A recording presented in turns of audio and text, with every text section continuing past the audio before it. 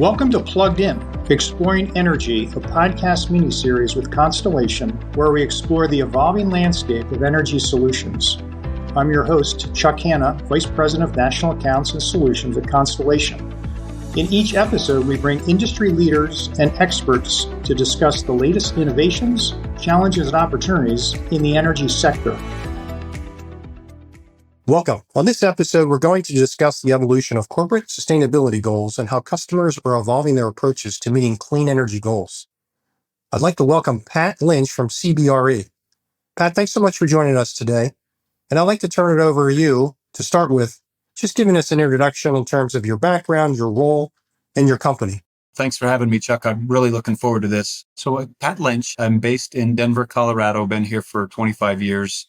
Been with CB for 15 years, and afraid to say I've been in the digital infrastructure space for 30. So in my current role with CBRE, I lead our global data center advisory practice, which includes data center acquisitions, site dispositions. We have a network advisory business, and I'm fortunate to work with hundreds of colleagues spread throughout the globe in an area that's become highly interesting to our investor clients and occupier clients, to say the least.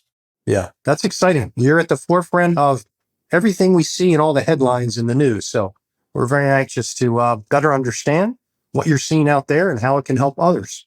Yeah, happy to do it. It's interesting. I'm doing a lot more work in the energy space because our industries have become so intertwined in the standpoint of expanding technology and the necessities of energy around it. I know we'll touch on that today, but happy to be here. Okay, Pat, thanks for the introduction and background. Let's jump into some of the questions and maybe give your perspective to start with on, can you explain the journey and motivation behind companies transitioning from a focus on 100% renewable or green power to embracing a variety of energy technology solutions to manage their carbon footprint? What insights can you share with us in terms of what you're seeing with your clients around those areas? Yeah, happy to. And I think, just to set the stage, I am not the energy or sustainability expert at CBRE. Thankfully, I've got colleagues that we work with and rely on to provide that. But I do come at it from a perspective that I think will be helpful to the listeners, which is what's the clients, when you think about big hyperscale clients or large enterprise clients, what are they looking for? And I think I'm very confident to say, Chuck, without hesitation, every client that we work with would prefer a sustainable solution. Full stop. And I'm careful to use everybody, nobody, but I think that's a fair statement. The challenge that our clients have and that the industry has is we also require a constant feed to our data centers and our data center users. And the sustainability piece has been a challenge. So while the goal would be to use sustainable power, it simply has not been available. And that's the dilemma that we find our clients into. So what we're finding today is a lot of the projects we're working on are tied to nat gas. Some of them are I think we'll see an emergence of this. I spoke at a utility conference last week and shared that, my expectation would be we're going to see more coal-fired plants get either retained or expanded just as a way to keep up with that need. So I think while there is a desire to use sustainable power, it lacks availability, and at least from what we've seen. We do have a couple projects that, there's a project in Quebec that I visited last year. Qscale is the developer. It sits right off of the river there, and it's 100% hydropowered. A great solution. And then they take the waste heat, and the plan is to convert the waste heat to use for greenhouses in a place that has maybe one growing season. You have a spot now that will have 3 or 4. So there are some very innovative things coming into the space. They're just not available today broadly. As a company, we're watching, of course, what are the battery storage solutions today? The ones that I'm aware of are relatively short-term in nature, 4 hours, and can be quite expensive. But we're watching SMRs as well, and what's going to happen there. Again, the people in the industry are forecasting that I'm talking to, the optimistic ones are talking about it 8 years out. So it's a dilemma for sure.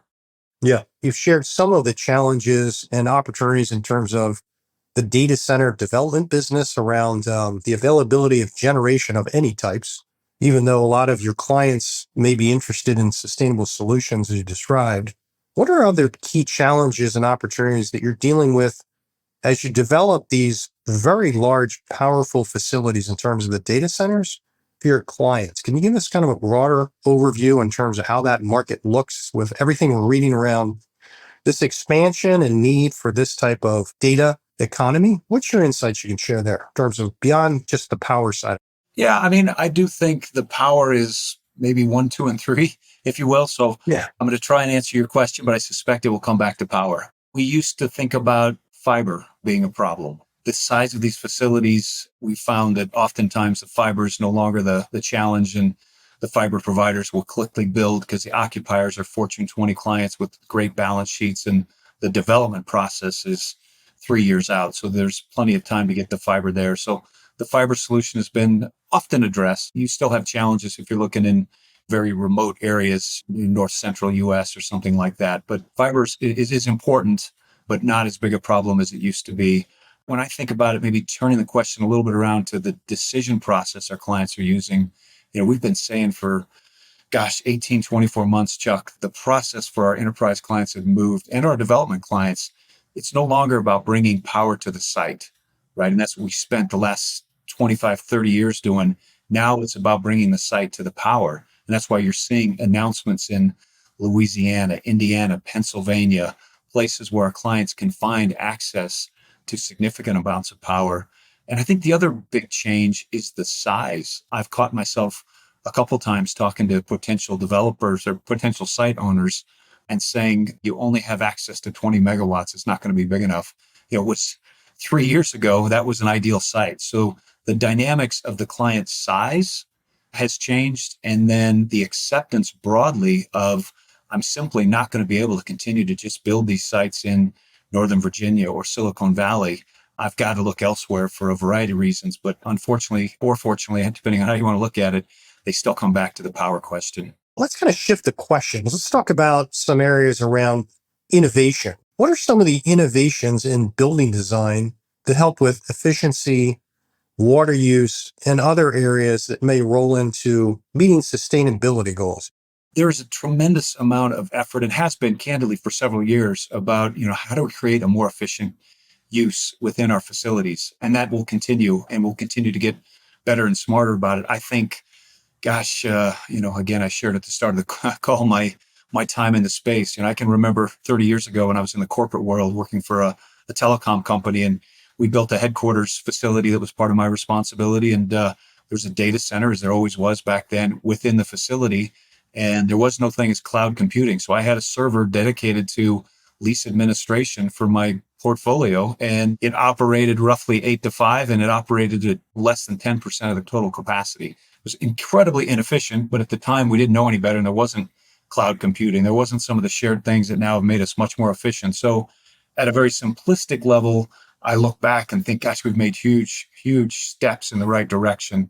But when you think about driving down PUE and the importance of the equipment that goes inside the data center, that's been a big focus more recently. These server requirements, and we're doing racks now that get up to 100 kW per rack. So the efficiency of which we're using that compute has been a big focus, and I think has made a huge difference in sustainability across, right? It's not just the building and the utility and the cooling plants within it, it's the equipment inside of it that's key. So if you think about it from an inside out, which is how a lot of our clients are thinking about it, we've made huge strides.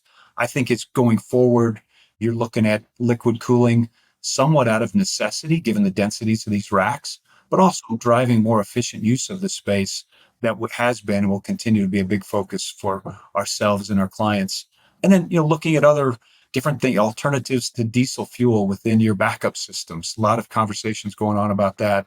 I mentioned earlier hydropower. We're looking at different things back to the utility space as well. It's really a focus on the entire industry, from the power coming into it to the end of the equipment. I briefly mentioned batteries, but I'm really interested to see how the industry and the technology evolves around longer term storage, so that we can more efficiently use wind, solar, right, and drive that constant base load, which will hugely help the industry as a whole. So when you think about these evolving efficiency improvements and innovative technologies as you're describing and alternatives, like how do you balance from a supply chain standpoint, since everything seems to be in such great demand in this space, going with what's available to get these facilities built in the time frame that your clients are interested in having them up and running, which is seemingly always yesterday, versus balancing it with some of these other newer innovative technologies? Like, how do you think about that, and how do you manage that? That's going to be a challenge. Yeah, that's a great question. What we see playing out today is back to one of my opening comments. The clients are desiring a sustainable solution, but it's not available. And what's happened is out of necessity, the enterprise clients and others are continuing to operate, occupy, and utilize older space, oftentimes far less efficient, because there's no place to move. So I might be in a 20-year-old facility that is not intended to accommodate what I need, but I can't move out of it because I have no place to relocate that equipment to. So longer term, and supply and demand will ultimately catch up. There's been several announcements with multi-billion-dollar investments just in the last couple of weeks around the data center space. But ultimately, supply and demand will catch up, and that facility that was outdated today but is still utilized will either get pushed off into an alternative use, it will get upgraded to something more efficient. But I think as I look opportunistically and optimistically at where the business is growing, those assets will ultimately get sunset or upgraded to become a more efficient use. But in the short term, given the lack of space to move into, they continue to operate and oftentimes operating as efficiently as they can, but less efficiently than the newer facilities that come. So I think that's where I would kind of focus on some of the dynamics there. Yeah, again, our clients are spending money. In many cases, we're helping them upgrade those facilities with some of the new technology, new energy efficient systems, energy efficient management systems as well. But you can only do so much, right, with an asset that's that old. Shifting gears on a little bit, when we talk about your clients and their focus on sustainability, do you involve much in terms of what they're doing in terms of tracking and managing their carbon emission footprints from an accounting or process standpoint? Is there anything that you and your colleagues at CBRE are involved with there to assist in such a big area for your clients? We do. CBRE made an acquisition late last year of a group that is based in New York that does exactly that for us, right? So we're working with them on a variety of PPA agreements, but how do they create a platform that's more sustainable? And we've got a whole group actually that we've stood up now under a colleague of mine, Rob Bernard, who leads our global sustainability efforts. So we work very closely with them and certainly heavily involved when we think about longer term. And maybe this is an interesting observation, Chuck, for you and some of your listeners. I believe, and I said this a couple of times at a couple of utility conferences. Again, I never thought I'd be speaking at them, but now I'm doing that. But I think there's a significant disconnect between, out of no ill intent, it's just the reality, the sense of urgency that exists within the technology space and the clients that I support. They have an immediate need for power and lots of it. And back to my comment about moving the site to the power, the utility entities and our sustainability clients and our sustainability team internally have the absolute best intent. And I know that we're going to be successful in migrating us to that. The challenge is that sense of urgency in the utility space, I believe, is significantly delayed from the urgency that exists within the technology space, which is back to why we're going to see more nat gas. And maybe we'll put a carbon capture on there. Again, I'm very optimistic with the people, tied closer to your industry and the intelligence behind making it better. It's just not happening fast enough. And so nat gas is getting turned up. We're going to see, I believe, more projects announced around large coal plants that maybe I read an article recently, again, closer to your space and mine, but more and more coal plants are getting delayed in their shutdown, in some cases being expanded. That's that sense of urgency that I hope maybe through some of these opportunities I get to speak with you and others, that maybe we can collectively work together to make things happen a little bit faster, because I know the demand is there, that the supply of that sustainable power is a bit of a problem. Give us some insights also in terms of, you're in the midst of building out these large facilities, as you described, all the critical equipment.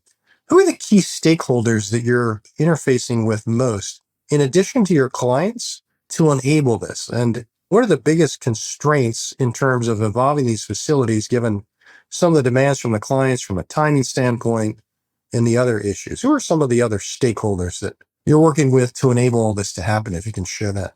Yeah, I think so. And it's a big question. I think within the corporate client themselves, our primary client, unlike my colleagues within CBRE, oftentimes is not the corporate real estate executive. It's it can be a CIO, it's often sits somewhere in the technology organization. For the big hyperscale entities, they'll have a whole team of several dozen, if not hundreds of folks supporting data center initiatives that sits outside of real estate. And there was a comment that I made the other day that stands true. Call it 15 years ago, there wasn't a sustainability person in the room. And maybe 5 or 10 years ago, the sustainability person was in the room, but they didn't have a lot of input in the conversations. Now they're at the table and they're driving part of the conversations, still have that dynamic of sustainable supply. And then procurement is always in there as well. These are, in the case of our corporate clients, oftentimes the data center investment is one of the largest ones they will make. And of course, it's got to stay up. None of our clients want to be on the front page of the newspaper opening of the 5 o'clock news because their data center went down and our banks couldn't work or we couldn't get on our airplane. So we sometimes take technology for granted. So that's internal to the client. As you move outside of the data center, we do a lot of work with economic development folks. I continue to hear and believe economic development and communities embrace data centers. When I think about and get these conversations, there's some noise around data centers, but at the end of the day, they generate a significant amount of revenue for the communities that they're in. We've got a report, and I can refer you to that we talked about within the economic benefits of data centers, but they occupy no space on your roads. They don't put kids in your school. But when you think about sales and personal property tax that come from data centers, they're a massive economic engine. And the folks in Northern Virginia have talked about that publicly. So I do think there's an element within the economic development team of utilities and the partnership with utilities and economic development that's key. I've had conversations with economic developers that absolutely want data centers and then sit down with the utility company, and it's very clear right away they're not interested in that. So when I'm working with those entities, importing and making it clear the importance of them collectively working side by side if this is an industry they want to recruit and retain. So I think it's, it starts with the company, and a lot of our bigger clients too will work directly with the economic development entities and the utilities, particularly when we're talking about several 100 megawatt sites. Where can we find the power? Where can you turn it up? So those are really the key stakeholders. I'll go on just a little bit further because the next element, when you talk about the challenges in supply of the utility power, the next is the criticalness of the equipment, the electrical equipment for substations, the equipment within the generators. In many cases, the pool to get in to buy that equipment can be 3 to 5 years out. So lots, in a successful, fast growth industry, there's a lot of hurdles along the way beyond just the power side that probably should touch on as the question you just asked. So we've spent time focused on data center discussions. As we started at the beginning of our chat here today, we also mentioned AI, and obviously there's a lot in the news as far as headlines around AI, some of which is being developed, offered by, these large tech companies, but there's others beyond that. Is there any difference between what you're seeing from like your world from a development standpoint in the AI space versus data centers, or is it all one just big mass of creating space that churns a lot of bytes in and out, so to speak? There is overlap and there's difference. As I think about AI, we've spent, and I'm going to talk in the context of the US, but I want to touch on internationally as well. So I'm a big sports guy, Chuck, so I'll describe it at least at a macro level in terms of like baseball. So, if I think about AI in the US, maybe we're in the top of the third. In Europe, bottom of the first. And in Asia, we haven't even thrown out the first pitch. So I think there remains massive opportunities in AI. And where we've spent the money in the US so far today is large training models. So these are big facilities, hundreds of megawatts, mostly agnostic to where they go. So you've seen some of these remote locations that we've talked about earlier in this. The next iteration of AI is going to be inference-based and private AI. So when you think about financial services and the kind of data that they're collecting, that's going to have a different element of distribution and location and security than these big training models. So there's still back to the top of the third inning. There's a lot of AI that still needs to develop. It's going to require a lot of power. And the inference-based AI is going to be much more latency sensitive, and it's going to be required to be in places like Manhattan and LA and San Francisco. And you'll see multiple facilities spread out within that community. I was at an event recently and heard a professor from the Columbia Business School who was just fascinating. And he talked about, AI exists today in the data centers, but as it moves out, there's going to be uses that have not even been invented or thought about. And he used a specific example, which was simple enough for me to understand, and I'll share with you and your listeners, which was the idea of AI in your toothbrush. Yeah, I just paused for a minute to think about that. All of that's going to require connectivity. It's going to require compute. And that's the other piece, maybe, as I talk about the AI question you've asked, the amount of fiber connectivity and wireless connectivity to make all of this AI useful, it's going to be significant. And it's going to require infrastructure investments. And back to the context of power, it's going to require power. So we've got a network advisory business that's doing a lot of work with large landlords and helping them optimize their rooftops for some of these assets, and then optimize the in-building infrastructure to support that technology. That, again, a very simplistic example. I happen to office in Denver and spend a lot of time on airplanes. I used to get onto an elevator and just assume I was going to drop my signal. And I used to get onto an airplane, this is a long time ago, and not expect to have connectivity. Now that's just expected. So a little bit of tangent on the technology side, but it's also super exciting to think about. Most of what we're going to use AI for has not even been invented. And then just a little bit on another component of data center growth is cloud growth. That was a big topic. If you look at the earnings recently of some of the big technology companies, cloud growth has not slowed down. It's still growing at an exponential pace. Some of that merging with AI, back to your question.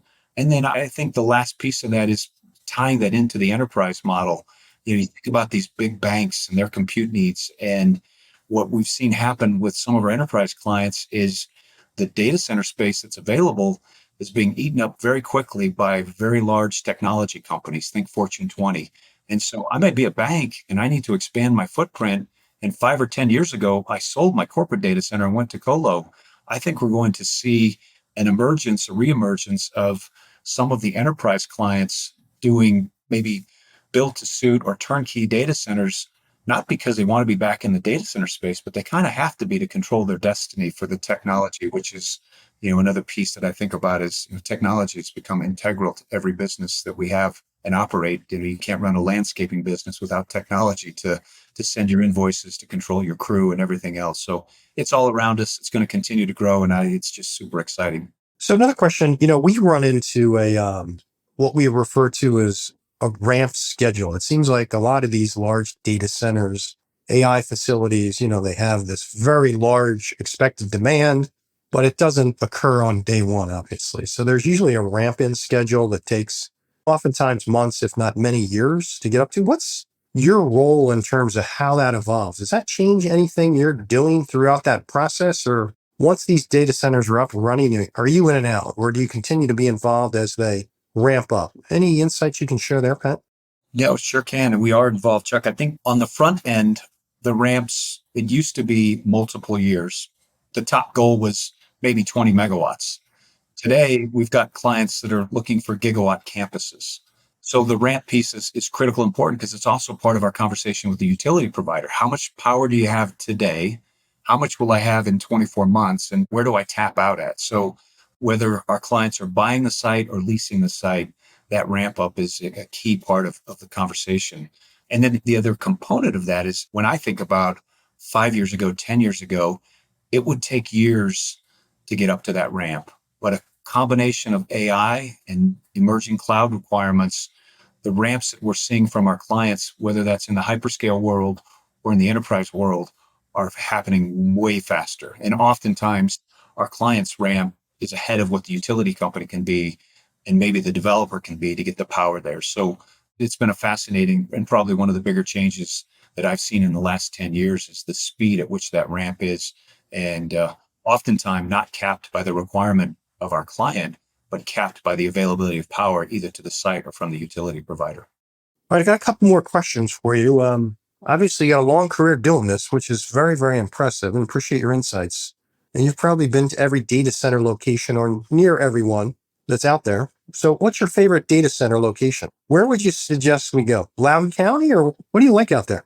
I have said, when you're in it 30 years in a role like I've had, I'm sure there's a few people that have visited more data centers than I have, but I'm going to be in the top 1 or 2%. And it's fascinating. I really appreciate that question because I enjoy it. And the amount of change in my 30 years when we were building facilities, I was part of the startup crew at Level 3 Communications back in the late 90s and MFS before that.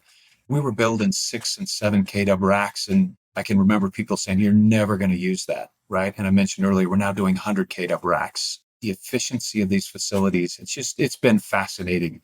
So favorite location, I did a tour as a guest of Iceland several years ago, maybe 5 or 6 years ago. Again, several years in the data center space is 5 or 6 years. I think in other forms of real estate, maybe it's 20 or 30, but they have an abundance of geothermal energy. And I was there as a resource to help them evaluate opportunities in the space. And it's taken a while, but now we're starting to see projects emerge. And you asked the question earlier, and I didn't really think about geothermal, but so Iceland has been a fascinating location just because it's a cool place to go, but the uniqueness of that location, they have challenges with connectivity, right? That, data centers need connectivity or they become a very expensive refrigerator. So that's cool. And I mentioned earlier, but I'll go back to it, the facility in Quebec City that's cooled by hydropower or supported by hydropower. And then the thought process to take the waste heat and do something with it.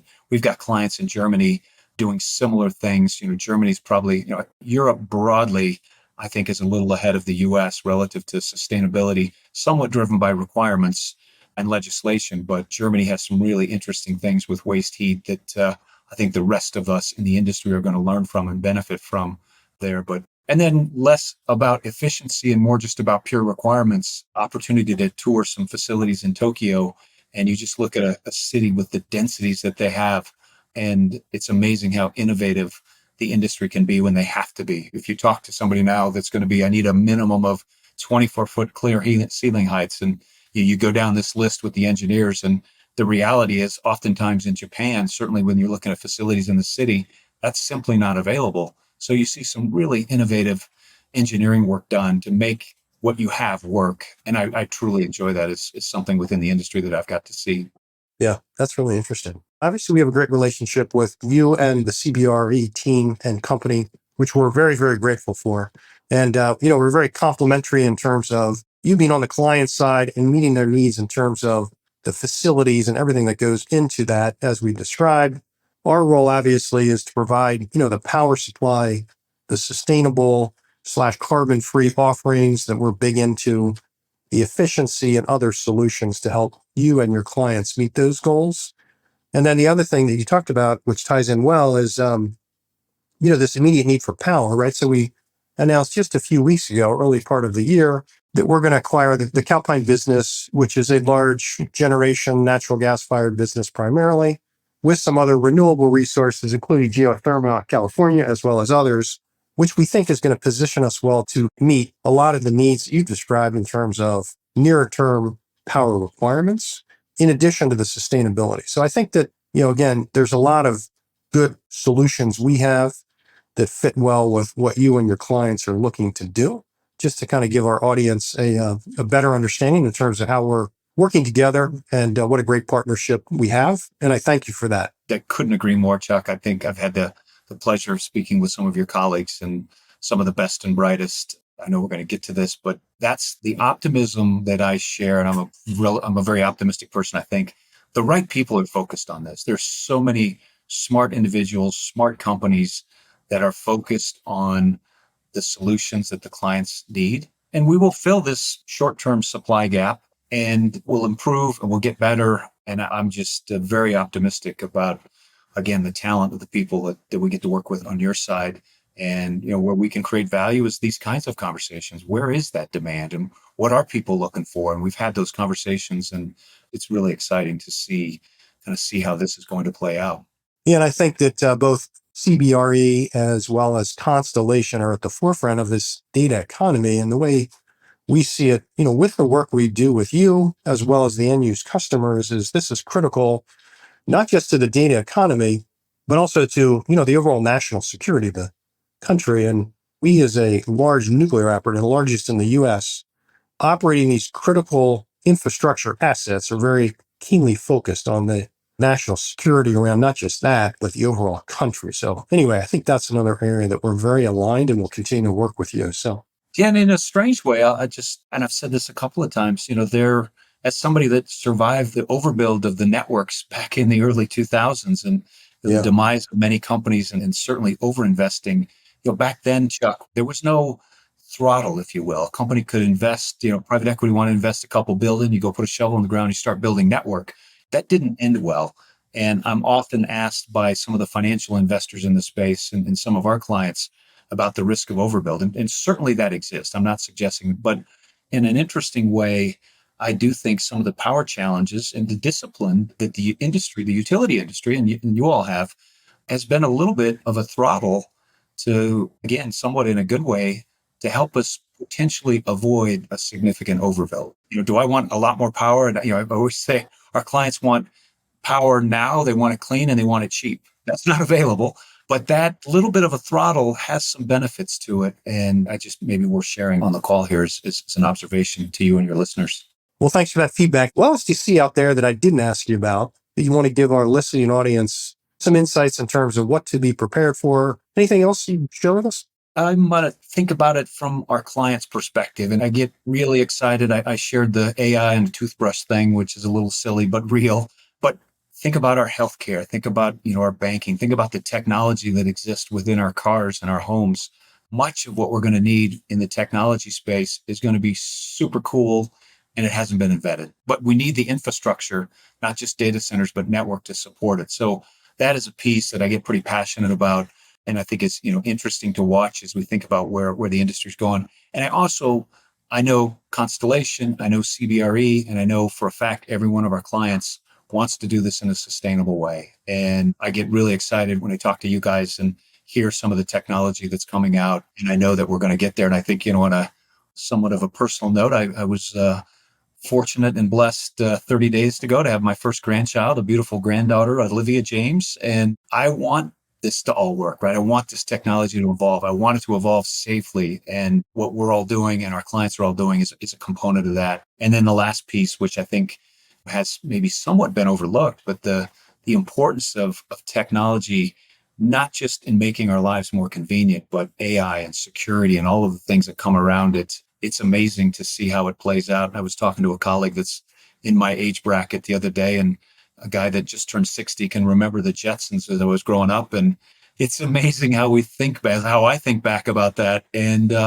gosh, so much of that is coming true, be it robotics and flying vehicles and all of the other things. So I'm excited about technology. I'm excited about where my industry is going in the partnership with the energy space to make it all happen quickly and efficiently and cost effectively. Pat, thanks so much for joining us. Congratulations on the granddaughter. That's a special time. We really appreciate and gained a lot from your insights. I know personally that we just see everything in terms of these data centers and AI locations as big power consumers, but your inside look provided a lot of great insights, as I say, in terms of what really happens and the opportunities and challenges in terms of making this all happen.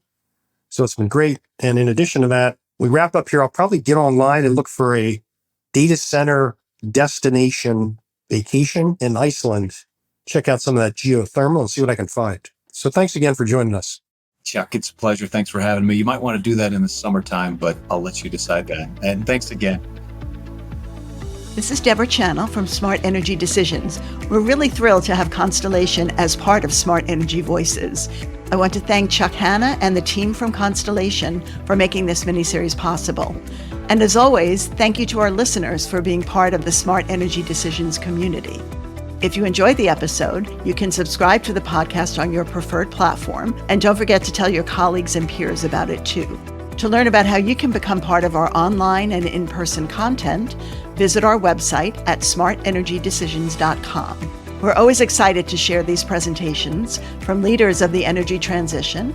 We do that in this podcast, on our website, and at our events, and it's all in the interest of helping you make those smart energy decisions.